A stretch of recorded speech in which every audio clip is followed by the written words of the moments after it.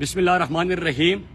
عمران خان کا مقابلہ نہ سیاسی طور پہ اور نہ انتخابی میدان میں کر سکتے ہیں۔ پچھلے 6 مہینے کے اندر عمران خان نے جو بڑے جلسے کیے وہ پاکستان کی تاریخ میں نہ اتنے زیادہ اور نہ اتنے بڑے جلسے کبھی ہوئے۔ اس کے ساتھ ساتھ 17 جولائی کا انتخاب آپ کو یاد ہوگا کہ نظر آنے والی اور نظر نہ آنے والی تمام طاقتیں عمران خان کے خلاف تھی، لیکن قوم نے عمران خان کے ساتھ مل کر تمام طاقتوں کو شکست دے دی۔ اس کے ساتھ پرسوں بھی انتخابات میں آپ نے دیکھا کہ عمران خان کا مقابلہ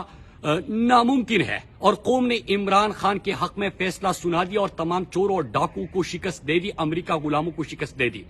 اس کے ساتھ ساتھ عمران خان کو مائنس کرنے کا بڑا شور تھا، اور ہم آپ کو بار بار آگاہ کر رہے تھے کہ عمران خان کو کسی بھی طریقے سے مائنس کرنا چاہتے ہیں، کیونکہ انتخابی اور سیاسی میدان میں عمران خان کا مقابلہ یہ نہیں کر سکتے۔ لہٰذا election commissioner, chief election commissioner جو نون لیگ کی بی ٹیم کا کردار ادا کر رہا ہے، جو کرپٹ ٹولوں کے ساتھ ملا ہوا ہے اور جن کے متنازع فیصلے سب کے سامنے ہیں، وہ تو ملا ہوا تھا، لیکن میں آج جو آپ کو بات بتانے جا رہا ہوں، 10 دن پہلے کون گیا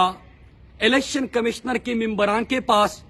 ان کو پہلے بھی دھمکانے کی اور ڈرانے کی کوشش کر رہے تھے، لیکن وہ نہ جھکے تھے، اور انہوں نے کہا کہ عمران خان کے خلاف یہ فیصلہ آپ کر ہی نہیں سکتے، یہ فیصلہ آپ غلط کروانا چاہتے ہیں۔ وہ کھڑے ہو گئے، تو جو ممبران